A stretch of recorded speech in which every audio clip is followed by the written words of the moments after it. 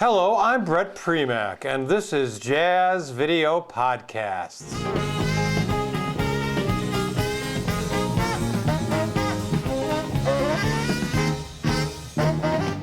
Renowned pianist, composer, teacher and lecturer, television and radio personality, recording artist and author, Billy Taylor is all of these.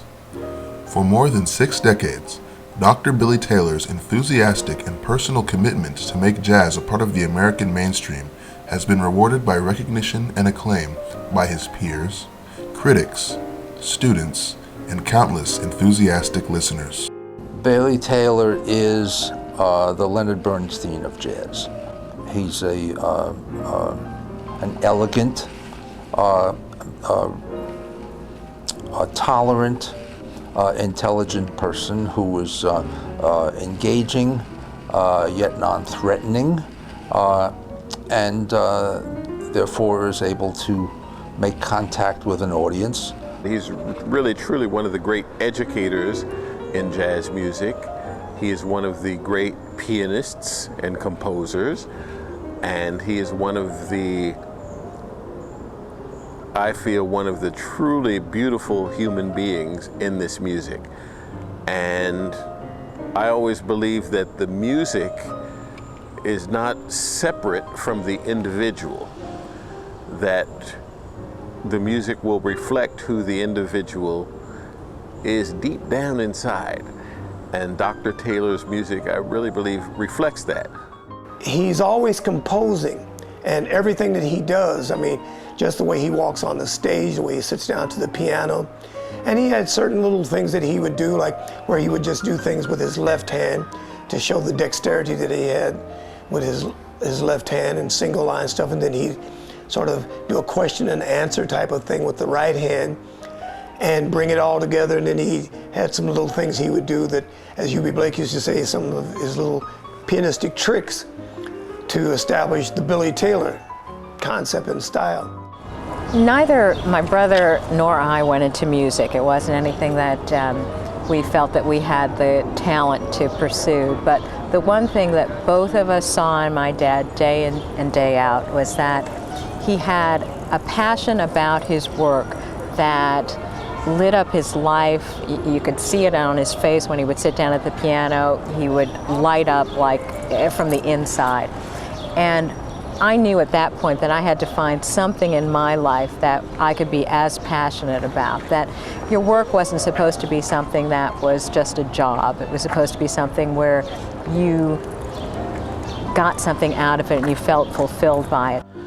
I can't think of any music that gives me as much pleasure, any music that says as much to me as an individual as jazz has said to me over my life. The music I've experienced with Ellington, with all of the wonderful musicians I've worked with, to sit to play on the same bandstand as Ella Fitzgerald and play for her and realize what she did with the music that we were playing together. To be a part of any number of groups, to sit and play with Candido and realize that this man, when I was working with him at that time, could barely speak English.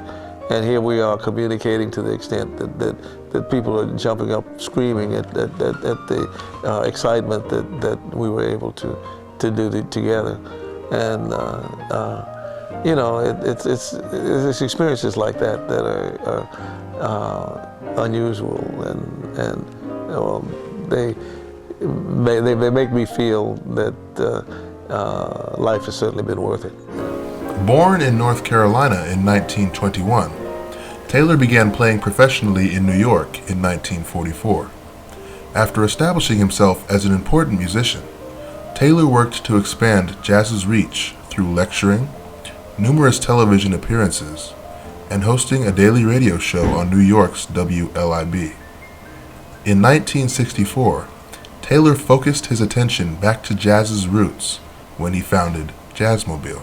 I created Jazzmobile because I felt that jazz had become too expensive. Many people in Harlem couldn't afford to come to hear me play in Birdland, and Birdland was cheap. I mean, Birdland was not expensive, you know. But I mean, people were on hard times. I mean, they didn't have a lot of money, and so I said, well, you know, why can't we get some way to take the music directly to the community? I did the first concert, and then I put the arm on a good friend of mine, Dizzy Gillespie, and said, "Diz, you're gonna love this, because the audience is gonna love you."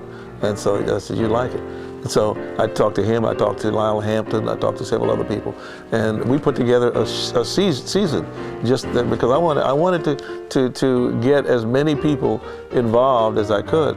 Lionel Hampton got so involved in it that he decided his own Jazzmobile for when we first started. He liked it. He'd never been that close to an audience like that before. He loved it. If he hadn't been so busy and had so many engagements, he would have run us out of business because he loved it. It would have been his Jazzmobile out there, you know. Well, Billy is just a very nice person. You know, some people have to go through. I mean, with all his accomplishments, being a trustee of the Rockefeller Foundation and being a member of the National Council of the Arts, all the many different accomplishments that he's made and honors that he's received, he's still Billy Taylor. And he has this unique knack of being able to relate to people, and he always gives you the feeling that he's listening to you and what you're talking about is important. Many of my heroes have moved on. They've passed on and have gone on. But Dr. Taylor remains. So even though he is not going to be playing, even though he is retiring, he will remain a part of my life, and he will be an inspiration to me. I'm Brett Premack, and I'd like to thank you for checking out this edition of Jazz Video Podcasts.